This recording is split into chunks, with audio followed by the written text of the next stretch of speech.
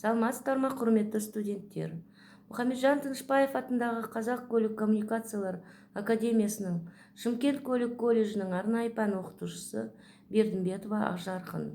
Теміржол көлігіндегі автоматика, телемеханика және қозғалысты басқару мамандығы бойынша АТС 12-19 екінші курс студенттерінің пәні автоматика және сигнал беру, орталықтандыру және бұғаттау дискреттік құрылғыларының негіздері. Бүгінгі өтетін сабағымыздың тақырыбы балдар сигналдар. Сабақтың мақсаты студенттердің меңгеруі тиіс. Сигналдар қозғалыс қауіпсіздігін қамтамасыз ету үшін, сондай-ақ пойыздар қозғалысы мен маневрлық жұмысты нақты ұйымдастыру үшін қызмет ететін, сонымен қатар сигнал бұйрық болып табылады. Ал енді студенттер, бүгінгі жаңа сабақты түсіндіріп өтейін. Кіру бағдаршамдары келесі сигналдарды береді. Бір жасыл шам пойызға, станцияға басты жолмен белгіленген жылдамдықпен жүріп өтуге рұқсат етіледі. Келесі бағдаршам маршруттық немесе шығу ашық. Екі сары шам және бір жарқыраған жасыл жолақ пойызға, станцияға 60 км/сағаттан аспайтын жылдамдықпен жүріп өтуге және әзірлікпен жүріп өтуге рұқсат етіледі. Келесі бағдаршам жабық.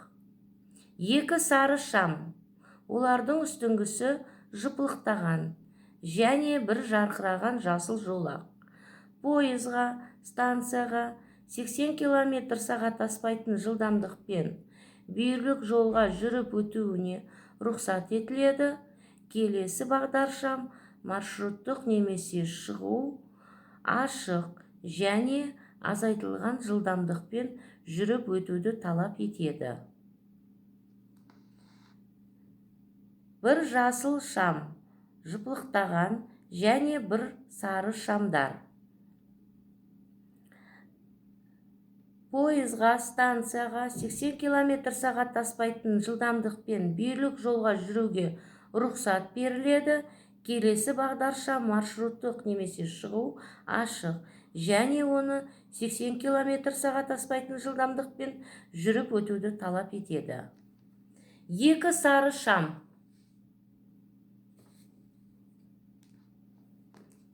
пойызға, станцияға азайтылған жылдамдықпен және бүйірлік жолға жүруге, тоқтауға, әзірлікпен жүруге рұқсат беріледі. Келесі бағдаршам жабық.